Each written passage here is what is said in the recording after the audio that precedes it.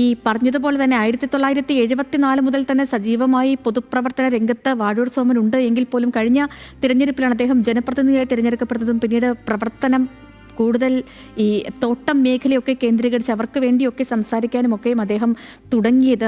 Alvin തുടരുന്നുണ്ട് നമുക്കൊപ്പം. Alvin, ഈ മറ്റ് വിവരങ്ങളിലൊക്കെ എന്തെങ്കിലും വ്യക്തതകൾ, സ്ഥിരീകരണങ്ങൾ ഒക്കെ വരുന്നുണ്ടോ ആൽവിൻ? ഇപ്പോൾ മൃതദേഹം തിരുവനന്തപുരത്തെ സ്വകാര്യ ആശുപത്രിയിൽ ആണ്. ഇനി ഉള്ള നടപടിക്രമങ്ങൾ എന്താണ് എന്നത് സംബന്ധിച്ച്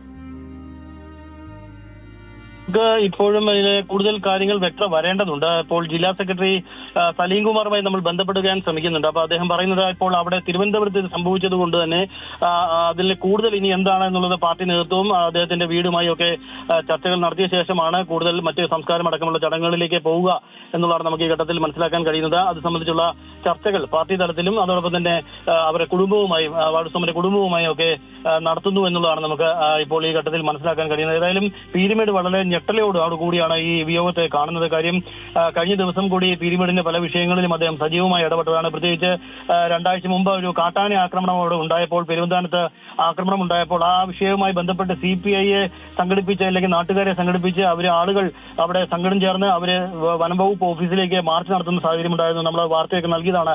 അവിടെയും മുൻപന്തിയിൽ നിന്ന് വാഴൂർ സോമൻ ആയിരുന്നു എന്നുള്ളതാണ് ഏറ്റവും ശ്രദ്ധേയമായ കാഴ്ച നമ്മളന്ന് അവിടെ കണ്ടത്. അദ്ദേഹം ആ വനംവകുപ്പ് ഓഫീസിന് നേരെ നടന്ന ഉപരോധത്തിൽ അദ്ദേഹമാണ് അവിടെ ഉദ്ഘാടകനായി എത്തിയത്. അദ്ദേഹം ബന്ധപ്പെട്ട് വരുന്ന ദിവസങ്ങളിൽ സർക്കാരുമായി കൂടിയാലോചനകൾ നടത്തുമെന്നും അല്ലെങ്കിൽ സർക്കാർ തലത്തിൽ ഇത്തരം ചർച്ചകൾ ഉണ്ടാകുമെന്നും ഈ വന്യജീവി ആക്രമണങ്ങൾ തടയുന്നതിന് വേണ്ട നടപടികൾ സ്വീകരിക്കുന്നതൊക്കെ അദ്ദേഹം ഉറപ്പ് കൊടുത്തുകൊണ്ടാണ് അവിടെ നിന്ന് പീരുമേട്ടിലെ ജനങ്ങളോട് പറഞ്ഞുകൊണ്ടാണ് അദ്ദേഹം 2 ദിവസം മുമ്പ് തിരുവനന്തപുരത്തേക്ക് യാത്രയായത് എന്നുള്ളതാണ് നമുക്ക് ഈ ഘട്ടത്തിൽ മനസ്സിലാക്കാൻ കഴിയുന്നത്.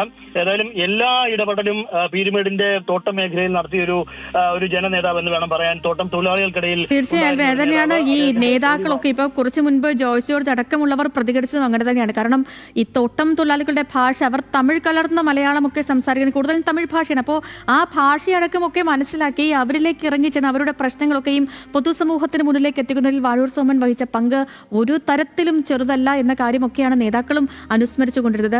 ആൽവിൻ, ഇപ്പോൾ എനിക്ക് തോന്നുന്നു ഈ പീരുമേട് കേസൊക്കെ നമ്മളിപ്പം കഴിഞ്ഞ ഇടയ്ക്ക് പോലും വാർത്തകളിൽ നിറയുകയും പിന്നീട് അദ്ദേഹത്തിന് അനുകൂലമായി വിധി വന്നിട്ടും കുറച്ച് നാളുകളെ ആയിട്ടുള്ളൂ. അപ്പോൾ ആ കേസൊക്കെ കൂടുതലും കൈകാര്യം ചെയ്തിട്ടുള്ള ഒരാളാണല്ലോ ആൽവിൻ. അപ്പോൾ ആ സമയത്തൊക്കെ അദ്ദേഹത്തിന്റെ പ്രതികരണങ്ങളും കാര്യങ്ങളും ഒക്കെ എങ്ങനെയായിരുന്നു?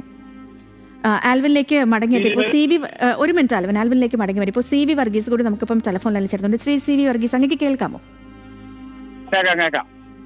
വാഴൂർ സോമൻ MLA, അദ്ദേഹത്തിന്റെ വിയോഗം അത് സംസാരിക്കുകയായിരുന്നു നമ്മൾ. ഈ ഘട്ടത്തിൽ അങ്ങ് എങ്ങനെയാണ് അദ്ദേഹത്തെ ഓർക്കുന്നത്?